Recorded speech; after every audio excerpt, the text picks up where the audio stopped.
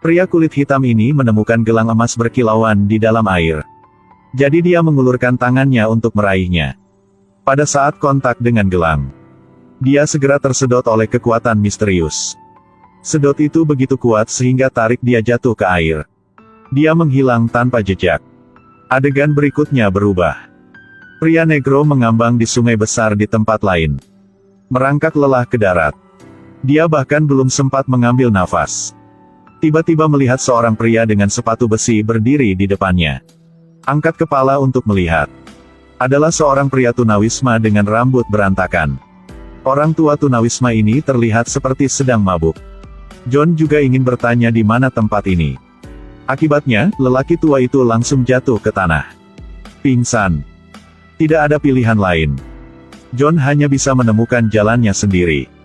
Melewati hutan lebat. Mencapai sebuah desa.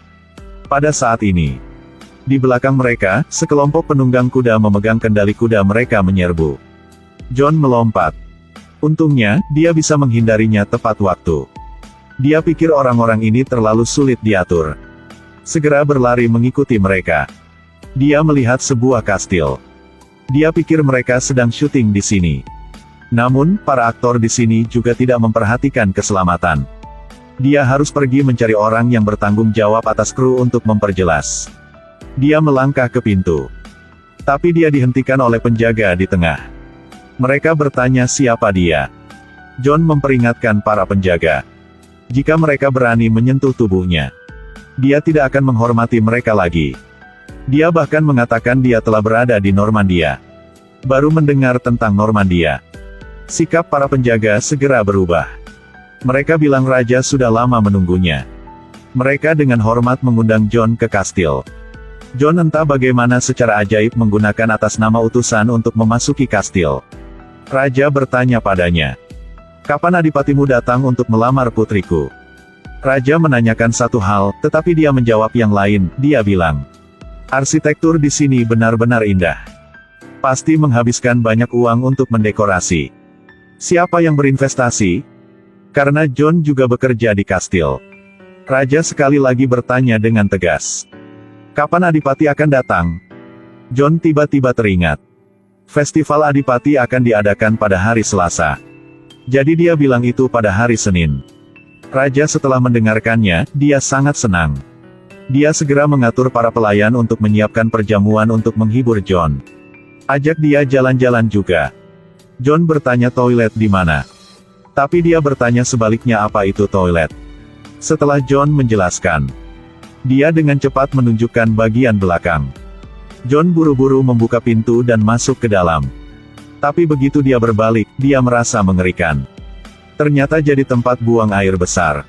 Makanannya kemarin dalam perutnya hampir muntah keluar semuanya. Buru-buru berlari keluar. Pada saat ini, ada kerumunan orang yang bergegas melewatinya. Kurcaci itu menyuruh John untuk bergegas dan melihat pemenggalan itu. Pelayan itu memberitahu John. Di alun-alun, seorang pengkhianat bersiap dipenggal. John dengan penasaran mengikuti mereka. Algojo memegang palu besar. Dia mengangkat tangannya, memenggal kepala yang berguling ke kaki John. John memuji alat peraga mereka karena terlihat seperti aslinya. Dia memegang kepala itu. Detik berikutnya, John ketakutan sampai dia koma. Seorang gadis cantik datang untuk merawatnya. Gadis itu memperhatikan kalung di leher John. John bangun dengan panik dan memanggil ayahnya, memanggil ibunya. Dia berteriak bahwa dia ingin kembali. Dia bertanya kepada gadis itu tahun berapa sekarang. Gadis itu berkata bahwa sekarang tahun 1328. Ketika John mendengarnya, dia sangat terkejut. Waduh! Dia sendiri melakukan perjalanan ke abad pertengahan. Dia ingin cepat lari dari tempat ini. Gadis itu menghentikan John. Katanya gak bisa pulang. Masih ada tugas yang harus dilakukan. Dia bertanya pada John apa yang harus dilakukan selanjutnya. Bersiap untuk menggunakan metode apa untuk membunuh raja. Karena raja merebut tahta dari ratu mereka. Dia menyakiti mereka tanpa rumah untuk kembali. Sekarang John adalah satu-satunya yang bisa dekat dengan raja. Dia mengeluarkan kalungnya. Itu terlihat persis seperti milik John. Kesalahpahaman John sebagai anggota pasukannya. John buru-buru menjelaskan. Memakai kalung ini karena hanya untuk dipadankan dengan pakaian. Pesta makan malam. Raja mengundang John untuk menari. Sepengetahuannya, semua Normandia tahu cara berdansa. John masih ingin menolak. Tetapi ketika dia melihat ke mata raja yang ganas dan kejam, dia dipaksa berdansa. Dia kemudian berdansa tarian modern. Dia bahkan mengajak semua orang untuk berdansa dengannya. Suasana pesta segera menjadi sangat menyenangkan bersemangat. Sang putri juga terpesona oleh pesona John. Dan adegan ini dilihat oleh para prajurit. Mereka pikir utusan ini tidak mengerti aturan sama sekali. Mereka bersiap datang untuk mengajar John. John buru-buru lari. Para prajurit di belakang mengejarnya. Juga pada saat ini, dalam pesta, dua orang memegang pisau bersiap untuk membunuh raja. John juga terpaksa tidak punya cara untuk melarikan diri lagi. Dia meraih tali dan melompat turun. Tepat pada waktunya untuk menendang dua orang yang ingin membunuh raja. Dua pembunuh dikelilingi oleh tentara. John secara tidak sengaja membuat sukses besar dengan raja. Raja menjadikannya seorang penguasa yang bertanggung jawab atas keamanan. Hal ini membuat sang jenderal marah. Sementara John sedang sangat senang. Utusan yang benar telah tiba. Raja yang marah membawa tentaranya datang. Tanpa diduga, sang putri juga ada di kamar John. Kali ini, John pasti akan mati. Kemudian John dibawa ke tempat untuk dipenggal. John berjuang. Karena dirinya sendiri, dia ingin memiliki kesempatan untuk membuat alasan. Di saat bahaya, dia bilang dia penyihir. Dia bahkan bisa menyemburkan api. Dari sakunya, dia mengeluarkan korek api. Dia gemetar nyalakan api. Tapi tetap tidak bisa lepas dari nasib pemenggalan. Tentara menekan tubuh John. Algojo membuang apel yang setengah dimakan. Dia baru saja akan mengayunkan kapaknya. Akibatnya, dia terjebak di tenggorokannya.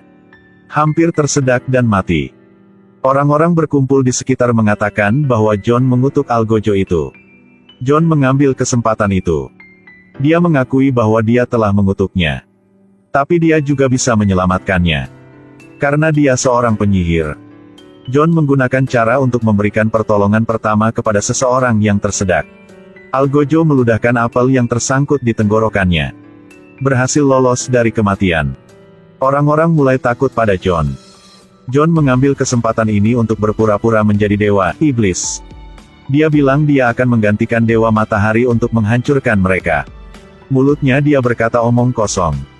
Melakukan hal-hal bodoh. Akibatnya, observatorium terbakar. Kerumunan mulai melarikan diri. Sebenarnya, seseorang sedang duduk di luar menembakkan panah api. Gadis yang menunggang kuda bergegas masuk untuk menyelamatkan rekan satu timnya. John sayangnya jatuh turun. Jenderal memerintahkan bawahannya untuk menutup gerbang kastil. Di saat bahaya, John berhasil merangkak keluar. Diselamatkan oleh pria di luar kota. Bawa dia kembali ke suku mereka. Tapi suku itu diserang. Hanya pemandangan kehancuran yang tersisa. Terlebih lagi, gadis cantik itu juga telah dibawa pergi. Di bawah perintah ratu. Mereka memutuskan untuk berperang melawan raja. Orang ini dulunya adalah seorang jenderal. Karena untuk menyelamatkan gadis itu, John secara sukarela bergabung dengan tim mereka. Di bawah dorongan John, semua prajurit dalam sekejap mata mendidih dengan semangat juang. John berubah menjadi ksatria hitam. Pimpin pasukan dan masuki kastil. Jenderal mengambil pedang dan mengancam gadis itu, menyuruh John untuk meletakkan senjatanya. Tapi John masih belum meletakkan senjatanya. Jenderal melukai gadis itu. Dia mengeluarkan pedang panjangnya. Pertempuran sengit yang tidak bisa dihindari. John tidak tahu cara menggunakan pedang. Dia hanya bisa menggunakan tangannya untuk menjatuhkannya. Angkat pedang. Berputar di udara dan menyerangnya. Berhasil menyelamatkan gadis itu. Berhasil menyelamatkan gadis itu. Serangan menang kali ini.